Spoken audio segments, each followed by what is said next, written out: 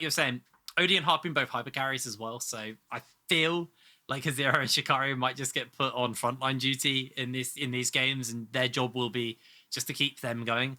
I think actually mid jungle is going to be very key going into this game and into this champ select, because mid jungle can then bleed down and affect into that bottom lane. So I'm curious to see where the attention is going to be. Obviously, if we think about like C-Boy on Volibear and stuff like that. Fury as well as a player who, if I remember right, actually has a fairly wide champion pool as well. So we're gonna get into champ select soon, I promise. I promise. It's the classic. Casters, start the game. We've asked them. We're trying. Okay, I promise. We will be moving into champ select as soon as possible. I feel like we're almost out of talking. At what point do we just get to ramble and maybe the producers don't get mad at us? I feel like we're at that point, my man. I just hope that we don't get a boring game. No, what were you hoping for? I really don't think this game will be boring. The one game I thought today might be a little bit boring was going to be XM versus Team Phantasma, and that still delivered. I think Team Phantasma still put up an aggressive game, a performance where it made X7 have to kind of reassess stuff a little bit. That was the game I was worried would just be very one-sided stomp, because that's what we've had out of X7. I mean, KC versus X7, like it was very exciting for us as NLC fans to watch. But I'm sure for the average viewer, it was just one team stomping another. But this game, definitely, I think there's a lot on the line. Group C has a lot to play for, and finding this win really pulls you ahead of the rest of the group going into the next day, into the next week. Yeah, no, I think especially when you take into consideration the fact that everybody is 1-on-1, top to bottom in this group. Like you say, moving into week 2 as the 2-on-1 team, or one of the two 2-on-1 teams, is very, very important. Actually, the reason why we are in this situation is because of the replay that we have on our screen. And one of these fights, the key moment where Eska were able to come back, really, was because Fnatic Kesso were a little bit lost in their mid game in this one. Yeah. As you can see, a bit of a sort of 1-3-1 comp. They want to play on sides. They have Kimil, they have Twisted Fate. And eventually they just started team fighting. And it was the heroics here of Morozku, Harpoon, and Marlon to keep themselves in the game and deny Fnatic the opportunity to close this game out. As why we're actually in a situation where Group C is so damn tight. It's done miracles for the lineup, miracles for the group in a way, because it makes this group so exciting for us, the viewers. And yeah, we haven't actually had enough Ari today. I know me and you have had a debate about Ari in both the games so far, hasn't it? Exactly, actually. Yeah. And then I think teams are catching on. It's kind of a broken B1. And I actually think this is going to be another game where Ari is either first picked or banned, because Fury has shown a pretty big tendency onto it. And Morozku, I don't know if it was first pick, but definitely did play it into Fnatic Kesso, as we just confirmed in those replays. So let's see, as we're finally into Champ Select, one of us pushing the button. We finally got ourselves in. The Veigar, the Vex, and the Akali all banned away. Like you were saying, that Akali is something which Shikari plays, but actually they're banning it away on the other side. Don't want to give that over. The Xayah going to get banned up as well. And so far, Fox Lady has made it through the ban phase. I feel like if anyone's banning it, it's going to be Bifrost, as there's the ban on the Zeri. Yeah, so Eska, I think, are trying to call Bifrost out on this Ari ban. With the Veigar being banned away, that's what it's setting up for, especially the Vex too. So I expect this to be B1 Ari. As there it is. The confirmation there for Morozku.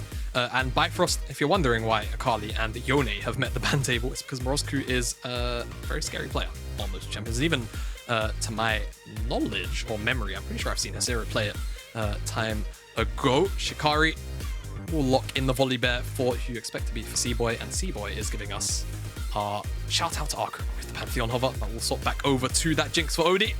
Two picks that we're very synonymous with both these players for Bifrost this split.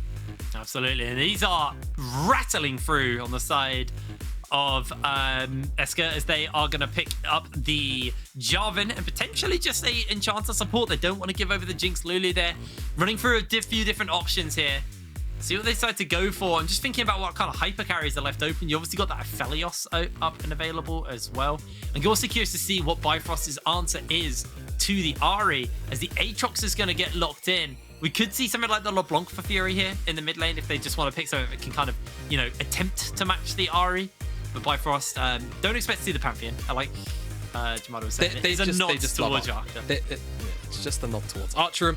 If you ever wonder why Bifrost do it so frequently, everybody loves our host over everything else. Myself included. We will get to see this Sylas come out from Fury. And this is what I was talking about. I love seeing Fury lock in these champions with a little more self-agency for himself. And Sylas, one of the few picks that we've seen sort of more, you know, confidently be taken into the Ahri, with the exception, of course, of the Veigar, which was banned away here. And funnily enough, Morozku played this, I believe, on day one into an Ahri, though it's escaping me who it was into in the group. But Lucian taken away off of the table, and we will probably see a couple more support bans. Safety net of Thresh. We could even maybe see something like the Rakan banned away from either side, though I feel like for Bifrost, knowing that Aatrox is up in the top side, they will just go for something for Shikari and just hold on to that support counter pick. There's no reason really to take dual champion unless you really want priority on something.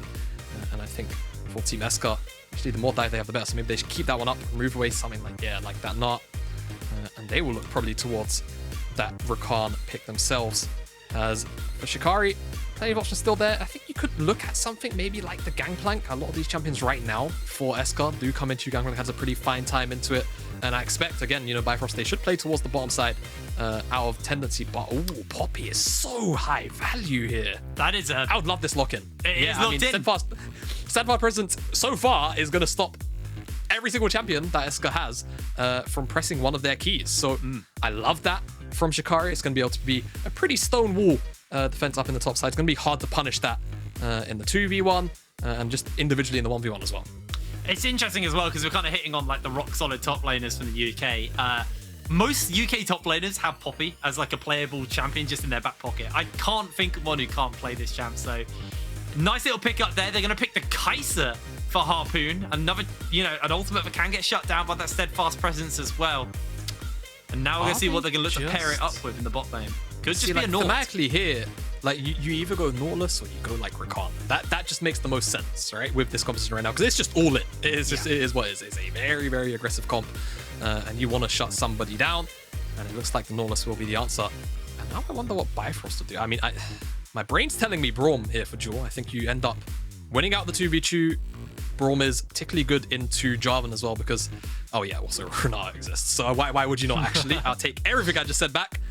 Because we are in 2022, not 2015. So I expect Renata will be locked in instead. Of course, very strong into these dive comps. And Eska, with what they're running right now, I mean, let's be real, they want to try and get on top of Odie and try and take him down. And that Berserk ultimate is just going to halt everything in its place and stop these guys from kind of working as a bit of a death ball. This is a very interesting draft on both sides. You can see there's a very clear condition for both of these teams to play around.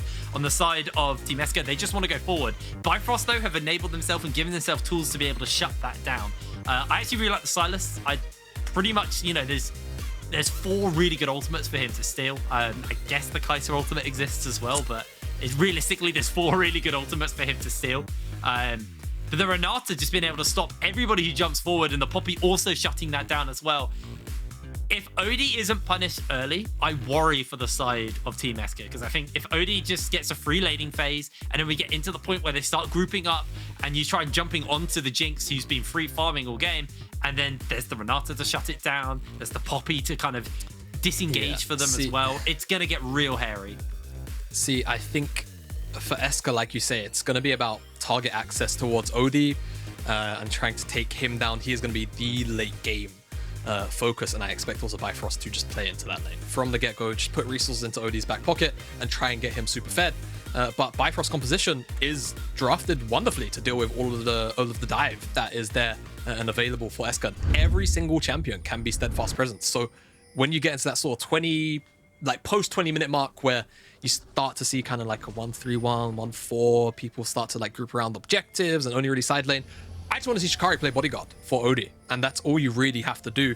And then Odie can definitely take over these team fights. But if Eska are able to assassinate Odie, I do fret for the damage profile of Bifrost. It's basically just going to be Fury working off his build and then Seaboy on bases. 30 seconds until minions. Hopefully that will be enough for the Bifrost. side as we are here into the third game of the day. It's Team Eska versus Bifrost. Seeing the first strike job in this time as well from Zona. But I do like to see C-Boy back on the volley bear. He was very, very powerful on this pick in their game versus BDS earlier on in the week. It really enabled the team, was very proactive, and that's kind of what they need to do. But for now, looks like Zona actually just looking to place this vision down into C-Boy's jungle. Just wants some information on where C-Boy will be starting, and looks like C-Boy is actually going to do something kind of cheeky there. He's going to walk back through the Raptors and make it look as if he's actually starting on the bottom side. And just go straight back to his red buff. So could give a false sense of security to the bottom side of Team Eska. We'll see whether or not they try and play for any kind of early priority. It will definitely be very difficult considering they're playing into Jinx Renata. But it could be, again, in the mentality. What do they want to do? And actually, Zona, he's going straight down to the bottom side immediately to try and level 2 gank this, potentially. Is looking for it. Like we're saying, if you can shut Odie down early, that is big as they're flashing over. Jewel's been caught. Jewel has to flash away. Ooh. Has himself everything available, able to dodge away. That was so close to going bad for Bifrost. Yeah, I mean, honestly, I think you can call that a success because of the immobility of these champions. The fact that you're able to survive that gank, that's huge, if you ask me. And it does mean that Renata now flashless is definitely a much easier target to lock down. If they return that gank back down there, they will certainly pick up Jewel. I think in most cases, C-Boy just going for the full clear down towards the bottom side. Now that he knows where Zona is, can basically do whatever he likes. With the exception of maybe go for an invade as Fury. Definitely taking a bit of a beating in the mid lane. As you'd expect, range versus melee, the first couple of levels will be a little bit rough. Of course, Sylas will scale into this game pretty decently. 3 melees, short range AD carry. Ari even, you know, even though she may want to play at range in some games, in a game like this, she's definitely trying to get up in your face, get some charms down, and set up for the rest of her team. Should have an okay time as things progress. Yeah, very much a rougher laning phase for Fury, but obviously, like we're saying, the value of the Sylas is the ability to take away these ultimates and, you know, turn them on to the side of Team Eska. As C-Boy, like you're saying, doing a full clear just downwards as Zona hasn't actually done his Krug, so he's a little bit behind on the old farming, but obviously did try to make some action happen in the bottom side of the map and set up his bot lane for success. And we'll see if they can punish Jewel. His flash is still got 2/3 of its cooldown up available, sorry. And C-Boy just seeing if he can find anything. Any camps to sneak away, steal away from his counterpart. Doesn't go in the right direction, so it's just going to go for a recall. We'll just go for a recall indeed. This wave is crashing back down here. I wonder if they want to turn this into a dive or whether they just want to safely guide this underneath the tower. Just simply because Zona, in a game like this, if you see a Jarvan level 2 gank in the nature that we did see, I think from a jungler's mentality, you just want to cover that wave crash just in case he comes back again. And Zona definitely had the time. If he skipped his wolf camp, just walked down, definitely would have been here on that timer, but C-Boy would have been there to cover. So good job from the Bifrost jungler. And nothing actually ends up happening. That Void Seeker was nice actually there. Yeah. Stopped Odie from getting that cheetah recall off and kind of getting a slight advantage in the lane. Has to stay now and push even more waves. And now you can see Zona actually making his way towards the bottom side of the map. That's a very nice ward placed down by C-Boy on his way out though. So they will see Zona here. And that means that Bifrost will just play a little bit more respectfully down on this bottom side. Harpoon will block the cannon minion with his own body. Does not want to give over the cannon minion, but I think he will make it. And I want to say they're going to try and crash, not on this wave, but the wave after, unless they just get a hook and look for a bit of a trade. Yeah, they do go for a light trade onto Joa. They throw the ignite down, and he's heavily chunked, but won't be dying yet. We'll be able to just about survive this. And Zona, they know he's in the lane.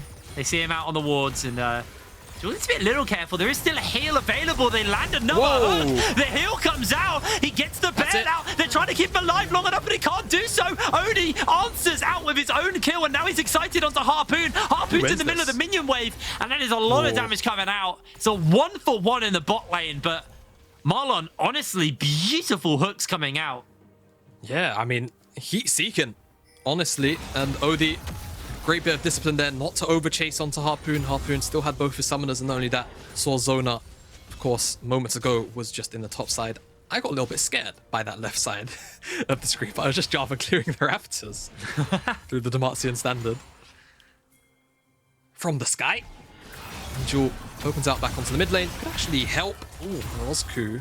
Yeah. Force the ultimate out. Not too shabby. That is big. As we have a look at this bot lane action again, Jewel just takes 2 hooks too many. Yeah, and I mean, Jewel not quite behind the minion wave there. And they almost do bail him out. I mean, an extra second and a half. Marlon would have maybe had it. Could have been bailed out. Unfortunately, Jewel not able to get that. And once Zona comes back over the wall with the blast cone, OD knows to just let the kill go. I see. Now, with the ultimate down on Moscow, Z-Boy was thinking about making an appearance, but decides to cool it off and is now actually looking to potentially steal away this red buff on spawn from Zona. Has spawned up and he's going to be able to start that camp up for himself. Fury got pressure in the mid, so he can make sure that this is going to be a freebie for his jungle. Yeah, great little bit of use of priority here from C-Boy. Just take away some of the jungle camps whilst you can. Smite that one up. Must be approaching level 6 as well. 52 camps, or 52 CS, which equates to 13 camps. Took me a second to do the maths. It's impressive you can do that, maths. Is it? No, but yeah, for me it is. For the you, average person probably not, no, but for me it is. Yeah, so I definitely want to see Fury and C-Boy team up though, sooner rather than later. I think this is maybe the part in the lane where, you know, the wave clear kind of gets a little bit neutralized, both these mid laners. Whilst obviously Morosku should have first move. I feel like Fury can maybe give up his health bar to have first move as well. But now, actually, if we meet this 3v3 down here, Zona has ultimate. C-Boy does not. Maybe if one of these creeps die in the exchange, but C-Boy just here to cover. And we'll just back away. Like I was saying, I really need to see, I think, level 6 be hit. And there it is. A couple of creeps away C-Boy was. And just try and abuse this 2v2, the early skirmishing power of Silas Volibear. There's not really many 2v2 duos in the game at the moment. I feel like that can out-skirmish that. Yeah, that's a very nasty little combo they got there.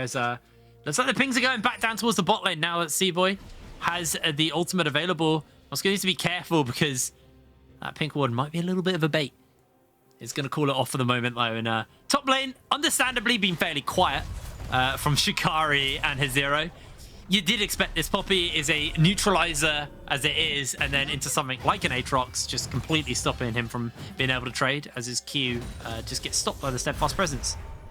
Yeah, and of course, I think the more important thing to track with Shikari is that was a lot of damage from that passive Broken Grasp, is actually how much value the Steadfast Presence gets into the composition of Esclat in that sort of mid to late stage of the game, because of course OD will be the target that will be looked at here by Esclat, because of course you shut down that Jinx, you pick her up early in a team fight, and then all of a sudden the damage profile of Bifrost drops drastically. Yeah. This is the kind of game where honestly OD's set up, I think realistically, to see something really high, like 40% of the damage of Bifrost at the end of the game, if he can be afforded the pill and the space to deal damage. I'm curious to see, no team's actually tried to go for a Herald here. I think top lane has just been kind of back and forth, mid lane as well, same thing. Priority has been kind of mixed, but Zona hasn't gone towards it. Wall to be dropped, so information on both ends, and both these junglers more willing to kind of farm it out for now. But with Zona pathing that down towards the bottom side, I would say expect a potential gank. The issue is back for a spot lane, they're looking for a reset, so I think we're just here for a bit of a stalemate. I think you are right. 10 minutes on the clock. Gold lead is pretty even between the two teams. Shikari actually doesn't block anything with the Steadfast Presence. Didn't interact quite how I remember that working. So Zero might be in a little bit of trouble here. Does have the flash and his ultimate available. It's a large wave crashing in though. Shikari's waiting for the opportunity, and C-Boy's going to jump in forwards, stun him up, lock him down. Ultimate is thrown out, but they can turn these towers off if they need. The sustain for his Zero is absolutely huge. He's getting dunked, he's getting bopped, and Shikari finds the kill. Yeah, Shikari gets the kill. Pretty easy gank setup. They do miss Shikari a fair amount of that wave, but I think you're going to be happy with that kill. If you can maybe turn it into Herald, it's good, but I think the issue is because you committed 2 ultimates to that, it's maybe something that's a little bit risky. Morozku actually also in the mid lane, by the way, committed ultimate and ignite in an attempt to try and take down Fury. And I imagine Fury stole away the Spirit Rush to make a escape, and it should now be the Herald of Team Eska, unless Bifrost has something to say about this rotation from Jewel. They've rotated Odie as well. Yeah, Odie's also here, so I think they actually want to play for Herald. Maybe it seems like they're a bit in 2 minds about it. Jewel wanted to go back down towards the Dragon. This Herald is about to be in execution range. They'll see it as it falls. Yeah, they kind of jump in. Fury's trying to steal it away. The smite's going to be enough as the rocket comes in a little bit too late. There's the Cataclysm, but Odie's untouched for the moment. Dodges out on the charm. A massive hostile takeover, but it's not enough. Zona's able to get away. Seaboy gets a slight shield off for the moment, but that is all they can achieve for that. Bifrost just a little bit too slow to the punch, and Odie's actually going to suffer for that. Has to kind of go to the top side to scrap together whatever waves he lost. Yeah, I mean, on the bottom side now, it's actually going to be Shikari picking up this massive wave. Fury getting a trade in the mid lane. Not going to quite go his way this time around. No ignite from Morozku though, so 3 of a solo kill, I think just a little bit too low for now. And Harpoon, I think actually picked up 2 plates. Ulma not available here, so 3 of a dive, a little bit low from Seaboy, and it's just a bit of a pass through. Now Dragon's available on the bottom side, which you imagine, having just seen Seaboy show face, will be the focus here, Arizona. But first wants to get this Herald down for his AD carry, and then should just turn his attention to the Dragon. I think this will be delivered quite safely. Harpoon just has to stay here to get the plates. This is quite rough for them, as actually they find everything onto Odie. He has no flash. The hostile takeover. Can they survive in time? No! Zero now got the reset and chasing on with that world ender. Joel's running away. Should just be able to make his way out. But that was a absolutely superb combo from the support top lane. Yeah, I just don't know what Odie was thinking being so far up. Gets into a position where he can actually be clipped by the chains there of Aatrox, and then just double pulled back once, then the dredge line comes out, and the setup is as easy as you like. You can see how much damage that Aatrox is capable of doing, and again, this is going to be the story of the game. How much access do they have onto Odie? And actually, because of all of this sequence of play, Harpoon is 2 levels up. All right, only a level now, level and a half up on the Jinx, and I would like to ask, what is the gold standing right now? Because that's a Kraken Slayer and a Dirk in the back pocket of Harpoon. And it's 1,500 between the AD carries. This That's is a just problem. good resource management there from Team Eska. It was a very greedy rotation from Bifrost to rotate everybody over when it was quite late to actually attempt to go for that Rift Herald steal, and it cost them heavily. A lot of gold because Harpoon got free time in the lane and was able to get all the plates and that tower down. And now the rotation's coming forward, and Harpoon's just completely staying away from his lane opponent, and Odie, forced into this lane versus the Aatrox, is able to do a fair amount of damage as the traps are going to connect in, and now they're chasing for the fight on to the Nautilus. Odie is gifted the kill, and the plates to follow as well. So a little bit of injection of cash into their bot laner. The tower is going to go low as the plates fall out, and Seaboy might just be feeling a little bit more here. They might chase as Joel flashes for the handshake. They get the zap off. They don't have the rockets, and the hostile takeover will connect onto Hezero to turn him around. A 3-man knock-up into a 3-man cover. Cataclysm, but here comes the Fox. Mizuko able to get a lot more damage off, but Odie able to survive. The Ignite is ticking. He will fall down just as much of a wave as possible. That was so tragic. As now they're chasing the head flash is coming in. The charm's going to go wide. Needs to find himself the handshake to send them back in. Able to dodge away. But there is a Kai'Sa sliding in to save the day. Fury, can he bail out his support? Seaboy's trying to do so, but the charm will land. Mizuko able to find yet another kill. Indeed. Such great follow-up on that Cataclysm, and it's Bifrost going a little bit too deep on that dive. They'd achieved what they wanted, or could have, in that tower originally. They just go a little bit too far forward. See, Marlon just gets a little bit caught out by the Bifrost rotation. Seaboy face checks here into Zona, and at this point, you know, they've got the tower. They don't really have to go for this, you know. They've achieved their objective already. Now Olmert comes out, brings Hezero back in, and they do pick him up, but the issue is this Cataclysm into Flash Spirit Rush Everfrost to lock up all 3 members. The Ignite dropped on Odie. It means that he does fall below lethal. Bailout only allows him to pick up a couple more creeps. And then Morozku unfortunately, does miss out on the initial charm and gets hand shook backwards, but is able to chase him down and eventually pick him up to secure the final kill of the play. The really sad thing there for Odie is if he got bail out like half a second earlier, he would have got the kill on onto Zona and lived. Just didn't expect cookie crumbles. The way the cookie crumbles, but for now, I think state of the game, not too bad. I think for either side, both these guys, okay, both teams, I think, all right. Bifrost, just happy to not be too far behind.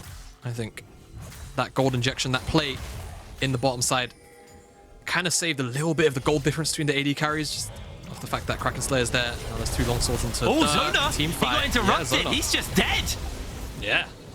Great stuff He's from able Jewel. to get it. Shikari's coming in, goes for the wall bang onto the Nautilus. Eats a whole lot of damage as he can't get the steadfast off in time. Is just about able to escape. All right. Little cheeky from Shikari. Definitely could have ended up dropping there. He's able to flash out in time. But yeah, like you say, great interrupt there by Jewel on the flag and drag. Jewel. He's in trouble. Has the hostile takeover. That might just be enough to save his life. Harpoon taking a lot of damage from Odie in the meanwhile as he eats the zap, has to flash away. Fury has flash. Not gonna feel it. Yeah, this is the thing. Odie has that one item now. Indeed. Spirit Rush over the wall. Coming Flash in, looking available for from the Odie. charm. Everfrost gets dodged away. Everfrost comes in response. Seaboy's making his way over. And it looks like Esko are just going to get sent packing as Bifrost quite happy to take what they just got. Oh, Odie was so lucky there because he killed the tower, actually got excited. I think that movement speed got him out of range of the Everfrost from Morozco. Otherwise, he'd been locked down, and maybe the follow-up actually does come through from Esko as Shikari's back up here in the top side to match. Zero, despite that turn earlier on in the game, finds himself 0-2-1. I think he's still quite strong at the moment, but not going to be able to flex his muscles just yet unless a greater skirmish breaks out for this Herald, which definitely could be the case. I think Bifrost, lack of ultimate economy right now could mean they stay away from this one, but it looks like they just want to posture to ensure that the Herald doesn't go over free. Odie has got the Lost Whisper off the back of that base as well, so now slightly catching up to his counterpart, although Harpoon still 200 gold shutdown, still got a pretty significant lead over his counterpart. Also level 11, so upgrade that ult a little bit as Fury. Doesn't really have any engage ult, so is just going to have to kind of relax for the moment. Seaboy though. Oh, Seaboy? Might just get hooked here. Does have the ultimate to get away. Can't even use it in time. Shut down for the Polish second seed. That's just really greedy from Seaboy. It looks like he wanted to go mid of the Herald, maybe. That's why he pathed like that. Drop it down from the tower, which he wasn't expecting the Hex Flash immediately over the wall. And now because of that pick, you'd expect Bifrost give up on contesting this dragon. And they actually had the tempo to do it as well. Given how that play started, with Esko actually starting up the Herald and maybe looking like they'd be the ones to pick it up. They will now get themselves the second dragon. Ocean Dragon, by the way. We haven't spoken about the soul on offer for our third game of the day. A lot of value, I think, on both sides because there's so many bruises.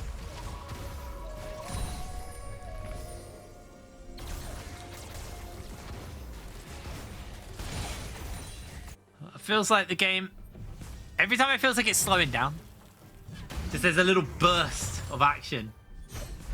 Kick it off. Shikari trying to take this turret down. That would be a nice injection of cash for his team, but is going to have to wait for the moment. As Harpoon has now finished up the Phantom Dancer, obviously got that Dirk as well. So building towards, which I assume will be a collector.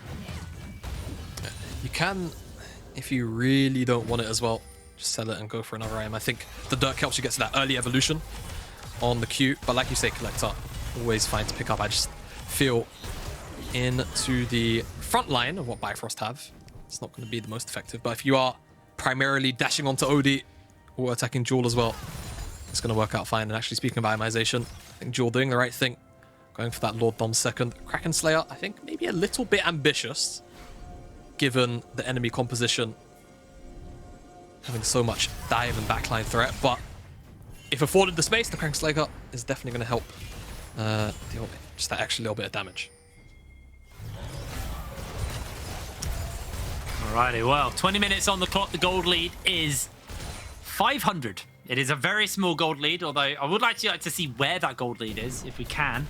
The Rift Herald's going to get summoned and should just be might tier end up 2 happening falling here. Although there's a good Cataclysm angle from Zona. Shikari is waiting in the wings though with the Steadfast Presence. And the tower will go down. Bifrost get what they want and they walk away quite happy. Indeed, top side, that wave being away at the tower, and I think will finally be picked up by Morozku there. That'll just be a bit of a trade across the map. Ari will get another injection of gold. We'll feel quite happy about that one. Working towards the second item, death cap. 3-0-0 Morozku. Having a pretty good game for himself. Absolutely. Just a quick reminder of the stakes as well for this game is, you know, both of these teams, 1-1 right now in the standings. Everybody in Group C, 1-1. Yeah. So a win here is very, very important going into the second week of the group stage. So both teams playing with a lot of respect towards each other because honestly, winning this game could be the difference maker between making it out of groups or not. No, absolutely it can be, especially when you think about head-to-heads, how often head-to-heads are so important in getting you out of a group. For Bifrost, if they can walk into the second round robin saying, okay, we only have the negative head-to-head against Fnatic Kesso, I'd be pretty happy about that. I don't think there's been any Masters without at least one group having tiebreakers. I could be wrong there, but that's pretty something sure. you would have to ask a fact checker. Yes. I do not know. And actually, speaking of the head-to-heads, you have to remember, Team Eska have the head-to-head on Fnatic Kesso because they took them down in their game. So going 2-1 is actually a very, very big deal here. More so you'd feel actually for the Ultra Liga representatives, considering Fnatic Kesso are definitely hailed as the favorites of Group C, even in what is a very close group standing.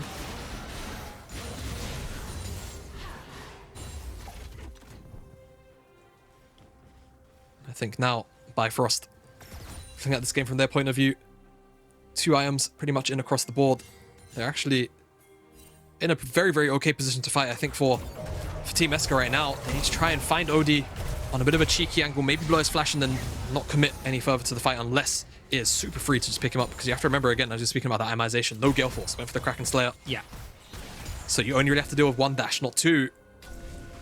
And we'll see whether or not that comes back to buy OD, because again, I feel like Gale Force in a game like this, when you have so much dive and no real, you know, other options of peel, right? You have the Steadfast Presence from Shikari, and that's about it. Obviously, you have things like the Renata ultimate. Jewel should be kind of, you know, OD's third arm in a way, sticking to him consistently.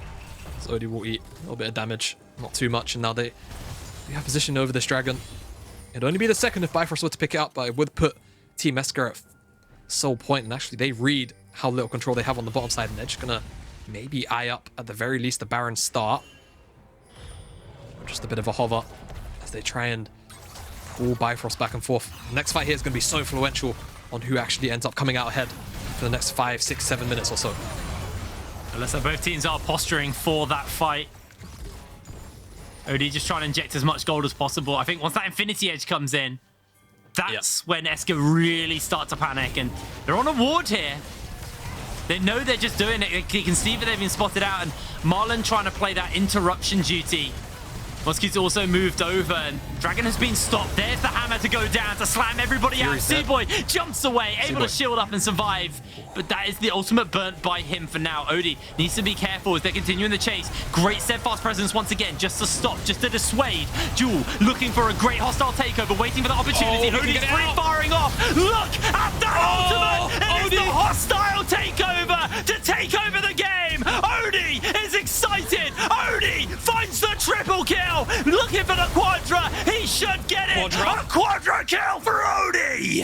And Odie takes over the fight off the back of Jules. Insane as he gets taken down off the side. Hostile takeover. And this is what he was talking about. Yes, you're going to be looking at Odie for these dive targets, but if you don't find him initially and you don't burst him down and he's allowed to free auto attack like that, you get team fights where Jinx goes crazy. A Quadra kill for the Bifrost AD carry. Very easily could have been a pentakill if Harpoon didn't get out of dodge sooner. And now that's Baron on the back pocket of Bifrost. They're going to pick up this dragon, so that's now sole point avoided. Let's get a replay of this team fight. And again, you can see Marlon, he wants that ultimate actually onto the back line. He finds Jewel instead. The dive comes through, but the issue is they don't burst Jewel down 100-0. The hostile takeover comes in. So much damage is just kind of, you know, negated onto Bifrost because they're all busy all attacking each other, and Odie gets free reign to rocket on to the entirety of the side of Eska. Quadra kill picked up. Harpoon a little bit too far away, and Jewel somehow did get picked off on the side. I'm not too sure how, but still, Bifrost clean that fight. Yes, they do. And now Odie has the Infinity Edge, has the stopwatch, flash down, so there is a room to punish. And they're actually do finding a cheeky hook onto C-Boy. The Zero's coming in the wings as well. But here comes Odie once again, dodging out on the chance. He's going to look for one. He's going to find it. Shikari to cash in. He's excited, though. Fury chasing forwards. Can he find that opportunity to find the Abscond and abduct? Just steals away the World Eater. World Ender? World Ender. There we are. Ender. Yeah. I think you're thinking about Cho'Gath there, friend. The tower will crumble, and 27 minutes on the clock, and Odie is in the base. Look at the damage coming out from that Jinx. He is doing an absolutely terrifying amount of work. The first tower guarding this Nexus is going to get fired up, and it will fall down. Odie excited, stepping forward, zoning Harpoon off. Marlon needs to find the hook of the Sentry. There's a Zero chasing in forwards. There's the hook onto Shikari. Gonna go low already. Odie gets his first kill. Mizoku now zoned out of the fight for the moment, and Odie is still untouched, still firing away for free. Stopwatch gonna get used. Another kill should get picked up. It's a double. It's a triple. No! Shikari takes it away, but Harpoon will be next up. There's the next kill. The Zero trying to sustain, trying to keep himself alive in this game for as long as possible, but C-Boy will take him down. 28 minutes on the clock, and another multi-kill over to Odie. And Bifrost go 2-1 in Group C. Bifrost will temporarily hold sole possession of first place until the final game of the day, where somebody will tie with them.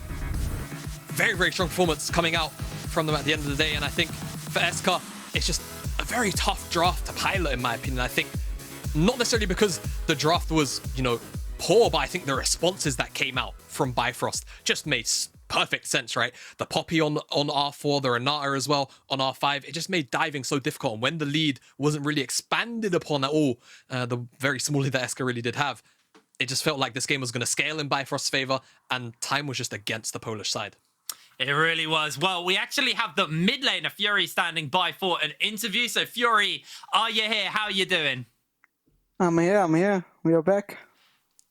You're back. I mean, that was a phenomenal game from you guys coming out.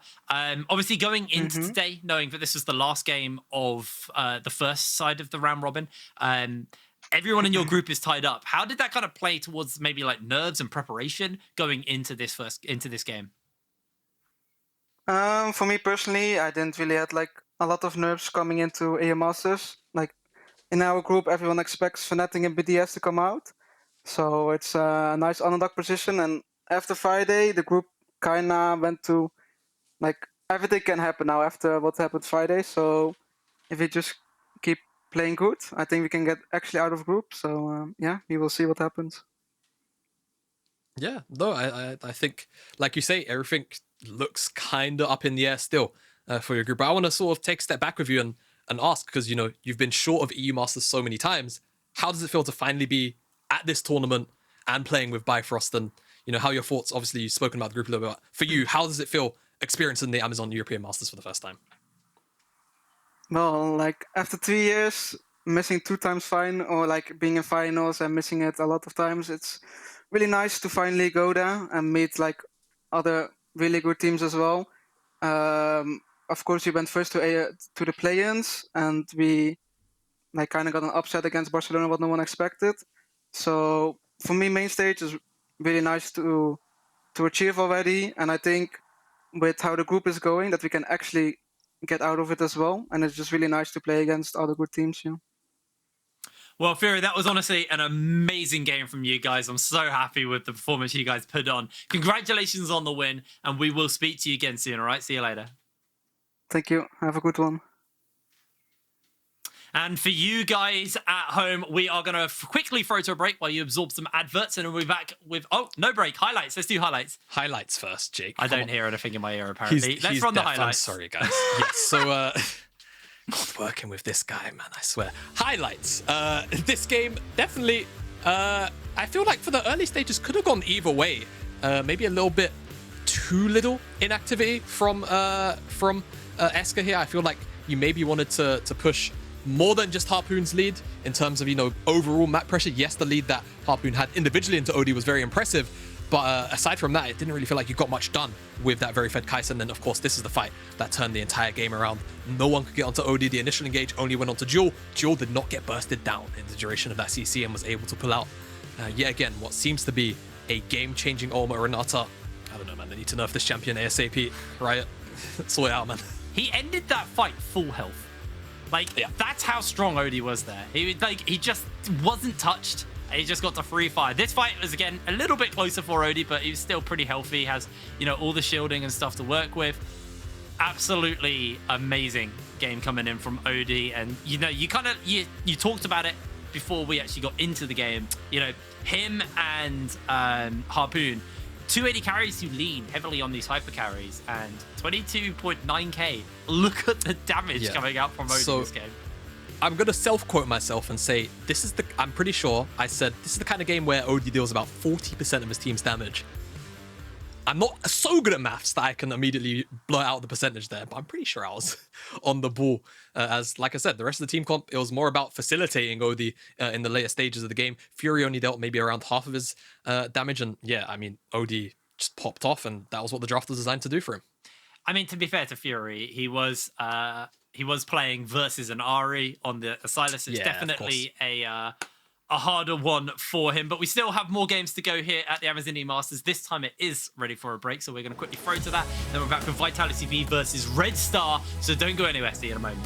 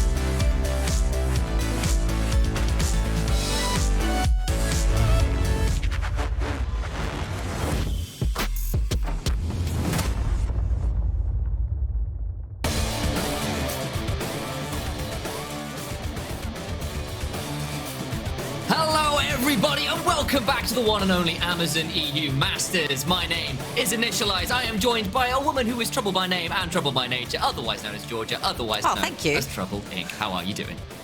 I'm doing really good. It's my first cast this year for EU Masters, and I could have never asked for it to be with anyone else other than you, Initialize.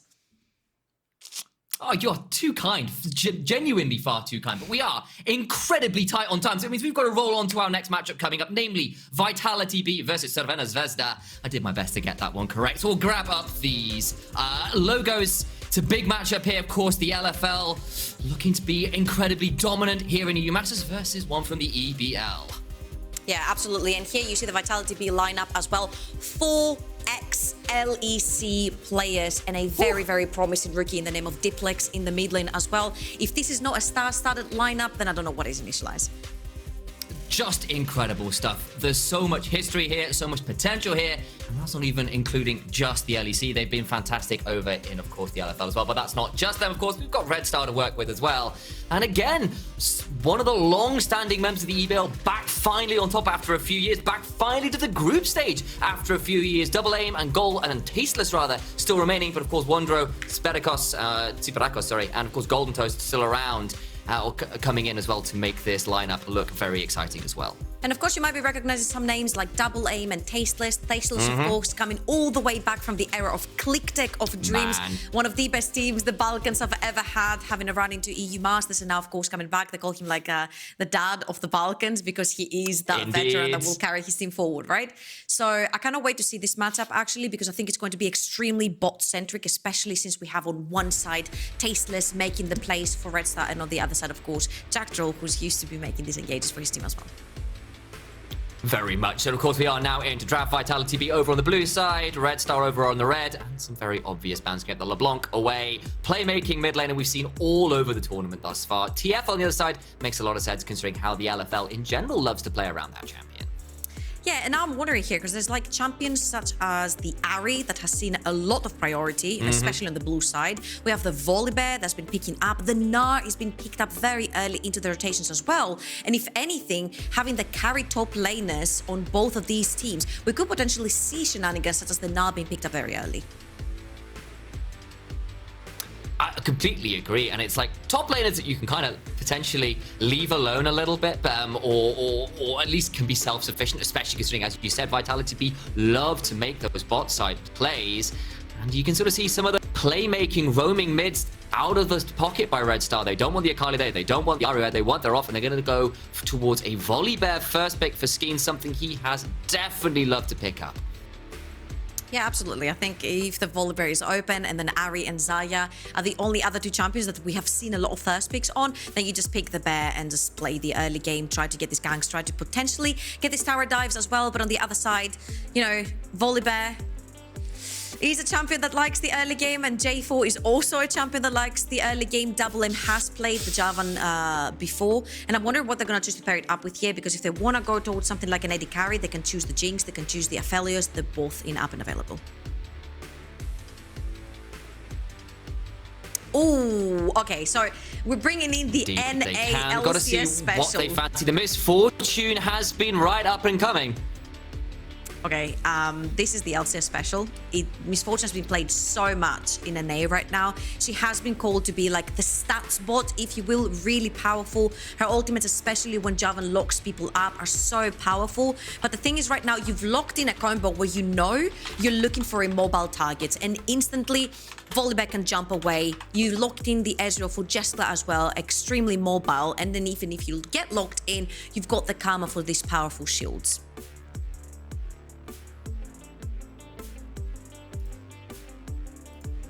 In a moment of typically my ping is dying right now, so I'm hoping I'm still mostly here when I'm speaking a couple seconds into the pass, but you can see the response there of the Ezreal Karma to go in alongside that Nautilus there. So I'm hoping you can hear me still, Trouble. I'm gonna hand it over to you for a second. Smile prettily at the camera while my ping sorts itself out. I mean, I think even if you smile, your camera is just a little bit frozen, but that's okay.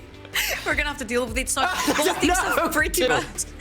teams have pretty much mirrored each other, right? They've picked their junglers to beat the bot laners. That means that top lane and mid lane pools are gonna heavily get pinched right here. And of course, we're taking away champions that are very prominent in the top lane, such as the Jace. Maybe Camille could be one that we're looking at as well. The Jax has been very prominent. We know that Svernas Vesta really like to play towards the top side of the map, and having a very early moving jungler such as the Jarvan, it could be something that you want to look towards for one bro. You have the R5 pick, possibly get that counter pick towards Sigenda. Indeed you do, and you can see the bans as you mentioned. One final one for Vitality B to select. See what they want to go towards. Might be another one of those top side focuses, and to get Sigenda, one of the better options he can get a hold of. Any ones you'd like to see out? I can see an Ornn considering the way, Ornn considering the way the tournament's going right now, might make some sense. So it's not a Wonder special. No, not really. And again, I would like to see the top side of the map for Svernas Vesta being a little bit more aggressive, if you will. You still have champions such as the Camille, the Fiora, the Jax, if you want. I'm expecting an R5 to be that. On the other side, you do have a Jarvan, so maybe something like an Orianna would pair up really well with that, especially when you've got the bullet time locking people down. On the other hand, you've got a Karma, who's kind of immobile, doesn't have a way to get out of the Cataclysm, so you could 100% zero her really quickly. So something that facilitates the Jarvan, that works as well. The Zoe works as well. You've got Pema Prio in the mid lane, Pema push. That means that your Jarvan can get to roam together with you. Of course, Skeens has been an old school Nidalee player, so could pick that one up if they really wanted to flex things around, but I suspect that's just the hover. Alas, for those slightly crazy jungle pickups, not going to come up today, I doubt it. Sylas would make a bit more sense, and they will lock it in. Some good ultimates to steal away. So I'm wondering here. Okay, so Leona was one way to possibly force the Karma to go towards the bot side of the map, and then now that we've talked about, but now there's picks such as Camille that counters Na in the top side of the map that could be picked up here, and then you've got Zoe that's going to get Pemapario into Sylas. You can move towards the top side of the map and try to play towards Wondro, which is again what Red Star have been really liking to do, and they like to play towards the top side of the map. You get to shut down Sigenda as well. Okay. You have spoken to me about this. We had this in prep. You said, like, look, I'd like to say, look, this guy is a bit of a mid player. You told me this guy plays Lucian. Siparakos with that Lucian pickup. It's not. It's going to be Wondro with the Lucian on the top of the map because the Zoe has been logged in. Yeah. Oh, true. I'm dumb. You're right. I just saw the Lucian and assumed. I was expecting Siparakos to maybe bring out his Lucian, but then of course the Zoe, this is going to be a Lucian towards the top side of the map. That is definitely a champion that you do want to play towards if you want to get them ahead. And also you've got short range AD carry in the likes of Lucian, so if you don't get him ahead, he's going to struggle playing into these melees later on. Like Sylas is going to chase him down together with the Volibear and the shields, so you need to make sure that this Lucian is actually farmed up and ahead to try and carry on these fights. I'm really liking so far what Svernas Vesta have drafted for themselves. The Permaprior in the mid lane with the Zoe, the Jarvan roaming around the map, the Lucian that will pressure the Na in the early game as well, and I want to see how Vitality B are going to reply. I completely agree, and it's a fun draft as well, right? You've got some really cool champions, some really cool positions, and if they can get things rolling against Svernas Vesta, then you've got the chance to make a real big impact. Because remember, they are 0-2 right now, but they desperately want to pick up some wins if they want to continue challenging. And Vitality B, they want to continue this run. Remember last year, guys, this was a team that failed in play-ins twice in both spring and summer. They're finally at the group stage. They've been playing incredibly well, and they want to keep the ball rolling. Absolutely. Also, let's not forget the caliber of players that they have this time in their team. It's kind of like, I know we talk a lot about super teams and the value that names can bring to a team, right? But at this point, we have to reiterate, this is 4 ex-LEC players for Vitality B and one of the most promising rookies, in the mid lane, in the likes of Diplex.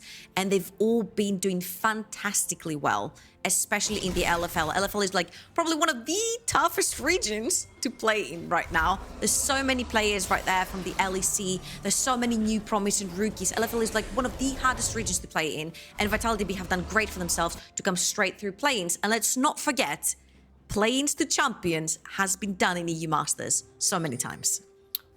It has been done just once or twice. We've got a little bit of a potential invade coming through, but it will be spotted about that ward in the river. They now spot out Tasteless and Golden Toaster. Does Jeskla, who'll take and make it rain for his trouble, but back away now. And we're talking about some of the pedigree and histories. I mean, for the EBL, the Click Tech dream has kind of died a little while ago, but Savannah Zvezda want to take that over. They want to continue what they started way back in 2019. They've not really made it this far in the tournament since then, but this is their chance to shine. And if they can do it against a team like Vitality B, then what a story that would be for this group.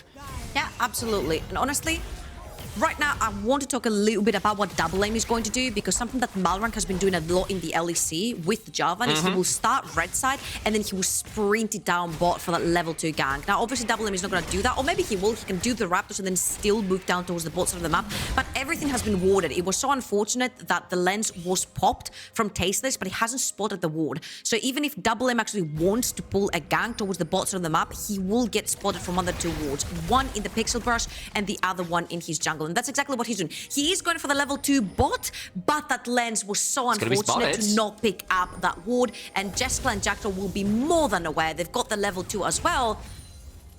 They're not really respecting that. Could still go for this. They're still they going could still for go it. for him, and they've got away, but they're going to take a lot of damage. Jackdaw down to half HP. They've burnt the heal. Going to try and turn this one around. Golden Taste takes a hell of a trade. Knock up on Yaska, but they're not going to be able to get the kill, and they just, even with the disrespect, just play their way through the gank. Yeah, it's the level 2 versus level 1, of course. Hitting here, Golden Toast and Tasteless.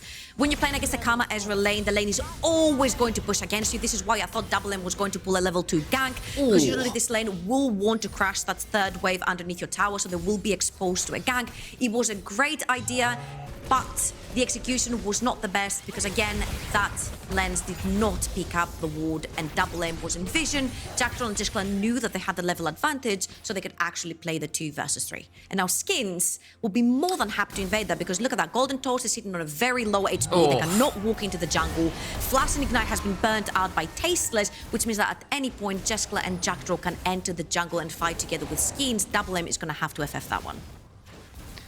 We said there would be bot side focus from Vitality B, and lo and behold, we've got some bot side focus from both sides, actually, and it leads to that blue buff steal after the unfortunate resolution of those plays in bot. You can see it in the CS discrepancy, you can see it in the camp stolen away. At least Double Aim will get over towards this top side and take away a Scuttle Crab, but the draft that was supposed to provide some pressure, to provide that agency for Double Aim right now hasn't really borne through, at least towards the bot side, where the Ezreal Karma have done what Ezreal Karma do and get shove and outplay, honestly, that attempted gank. Oh, they're setting up for a dive actually right here. One needs to shove in the next wave, and he kind of needs to wait a little bit so he can actually build up the wave, because the counter wave is coming towards the top side of the map, so they can try and dive Sigenda. But Skins is in the area. He's pathing towards the top side of the map. His Gromp is just about to spawn as well, so he will be around to try and defend his top laner. Everything seems to be going south. Everything Double Aim is trying to achieve on the map has been spotted priorly by Vitality B, and that is really great stuff to put down all of that vision, spot Double Aim, knowing that the Javan is extremely active in the early game. And that's something we've seen from quite literally minute 1, or at least 1 minute and a half. Phrase that a little bit awkwardly, but the point stands, where we saw those early wars that weren't spotted out, that led to the level 2 gank being so telegraphed, right? And they spotted that one out, they outplayed it, and this is the situation we stand where, yes, no kills have gone down, but it's already a 700